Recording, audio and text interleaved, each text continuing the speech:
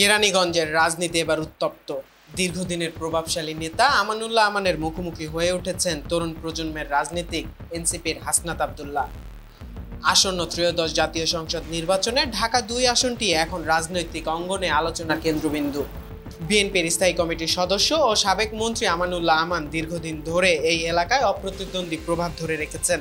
সংগঠন, জনপ্রিয়তা ও রাজনৈতিক অভিজ্ঞতায় তিনি এখন বিএনপির শক্ত প্রতীক। ছিলেন 1990-91 সেশনে ডাকসুর ভিপি। অন্যদিকে জুলাই গণঅভ্যুত্থানের স্পিরিট থেকে উঠে আসা নতুন দল জাতীয় নাগরিক পার্টির দক্ষিণাঞ্চলের মুখ্য সংগঠক হাসনাত আব্দুল্লাহ ধীরে ধীরে আলোচনায় জায়গা করে নিচ্ছেন। স্থানীয় পর্যায়ে সামাজিক কার্যক্রম, তরুণ ভোটারদের সংযোগ এবং পরিবর্তনের বার্তা দিয়ে তিনি নিজেকে বিকল্প নেতৃত্ব হিসেবে প্রতিষ্ঠা করছেন। এনসিপি থেকে মনোনয়ন প্রত্যাশী আছেন আরও দুজন। সব মিলিয়ে শক্ত প্রতিদ্বন্দ্বিতা হতে পারে এই আসনে।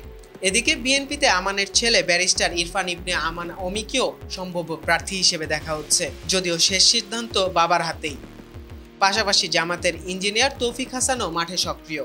বিশ্লেষকদের মতে অভিজ্ঞ আমান, তরুণ হাসনাত ও সাংগঠনিক জামাতের ত্রিমুখী প্রতিদ্বন্দ্বিতা এই আসনকে রাজধানীর সবচেয়ে উত্তেজনাপূর্ণ নির্বাচনী লড়াই পরিণত করতে পারে। 1991 সালের পঞ্চম জাতীয় সংসদ নির্বাচনে আমানুল্লাহ আমান বিএনপির মনোনয়নে ঢাকা-৩ আসন থেকে নির্বাচন করে তৎকালীন আওয়ামী লীগের প্রার্থী মোস্তফা মহসিন মন্টুকে পরাজিত করে প্রথমবার সংসদ সদস্য নির্বাচিত হন। নির্বাচন কমিশনের সর্বশেষ খসড়া ভোটার তালিকা অনুযায়ী ঢাকা-২ আসন নির্বাচনী এলাকায় মোট ভোটার সংখ্যা 5,66,591 জন। নিউজ ডেস্ক, চেষ্টা টিভি।